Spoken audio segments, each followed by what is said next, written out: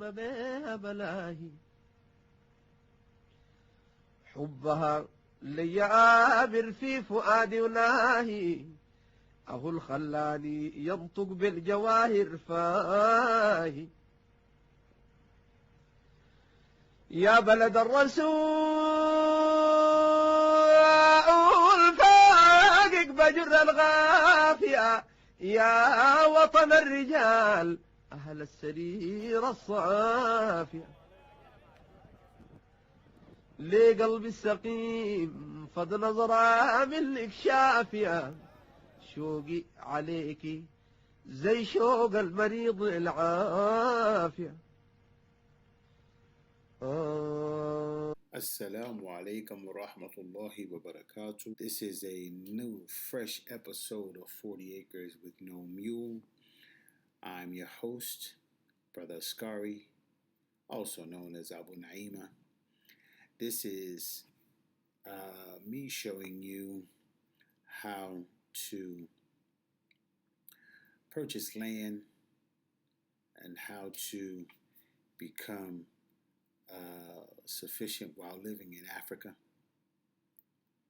Because if you don't have land and you don't have a house, that will be one of your main concerns, okay?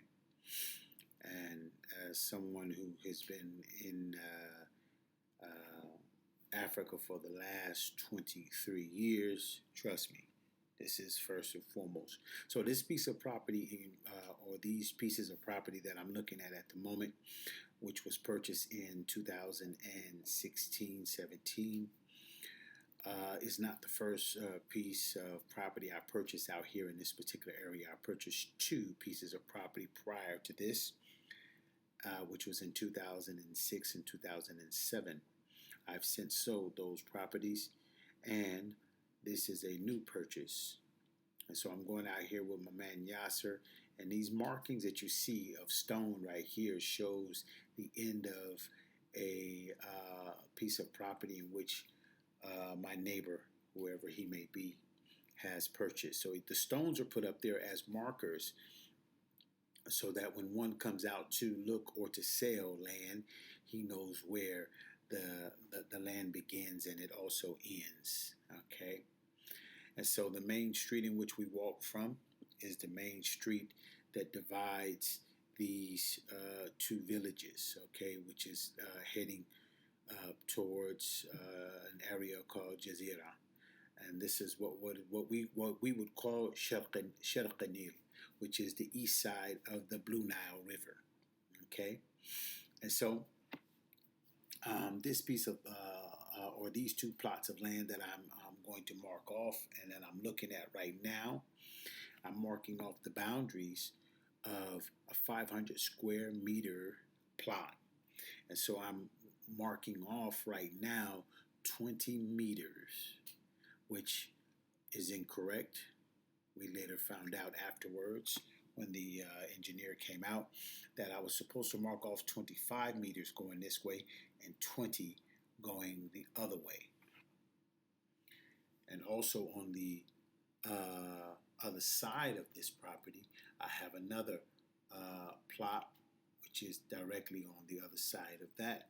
And then I later purchased another one which is in back of these two right here, okay? And so I walked all the way down there. So really, where this large, small tree stands is where the 20 meters should actually go. And so where that tree is where a street in the future will be. And so that's where I'm at right now. Coming back towards the camera is where the edge of the actual land is. And this is areas in which they're already building on this side of the main street. And so basically we've marked off the property, and I'm explaining direction in which the land is going, 25 meters that way and 20 meters the other way. But I'm also explaining that I also have another piece of property on the other side of that. And also later on I purchased, as I said before, a piece of property that is in the back of that. And so that's how we basically got started. And I purchased the property with someone that I knew. Okay. And so this is showing you power lines and how close, about a minute and a half walk from power lines. So once the houses are built up, it would be on the residents of that particular area to bring in the power lines, and then the electrical department will come in and erect those power lines. Okay. So this is where the ideal of co-opting comes in, because things that you need done in your local locality have to be done by the people there. Okay. And so this is the other side of the street where our brother Khalil has property. That's his property in the middle, the shortest buildings that you see in the middle of those two. And so this is a isometric blueprint in which I had a style that I received from Brother Muhammad Sharif, I think back in 1999. And this is what I was actually going to use, but it was unfamiliar and too difficult for Sudanese builders. So I went ahead and I created my own blueprint, master bedroom, 2 bath, living room, dining room, kitchen, and also bedroom and a large family room. This right here is a large hall and a bed and a bath and shower for all of my boys, older boys, to have their own space. Okay, which is connected to the garage. This is the outline. I did all of the layout myself with my guys, and purchased some line and some pegs, and basically went out and laid out the whole thing myself. And later, after laying it all out, purchased shovels and picks and went and started doing the work. And I was inspired to do this based upon something that my grandmother had told me when I was younger, and she told me that her father was a real man, and that he built all of the houses that they lived in and all the houses that her brothers lived in after they got married by hand with her brothers. So I was inspired by that, and this is what made me go out and put my skills to work, and so because I have a building background, um, masonry, and also carpentry, and also glazer. So I became a journeyman glazer in the Union, in the United States also. And so I went out with my workers and basically laid everything out and dug up the foundation. And we went down. I set it up to where we would go down a half a meter. Why a half a meter? Because I remember back in 2006, there was a flood in this particular area, and many of the houses that were built with adobe brick collapsed. And so I went down a half a meter, filled it up with gravel after leveling it, and then after leveling it, we went ahead and we put a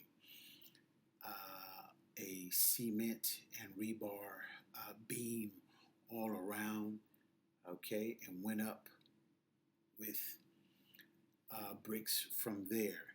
And so basically, we came up out of the ground a whole half a meter, and we went in a whole half a meter. So the foundation is actually 1 meter. Okay, and so afterwards we cleared out the dirt and we filled it with this red dirt, which is called redmia in Arabic, and it's used for making streets, main streets, so that it can stand up against rain and heavy rains and so forth. And then we pack this down inside of the foundation. And so this is 2 houses that I'm building, and this is the end of the foundation.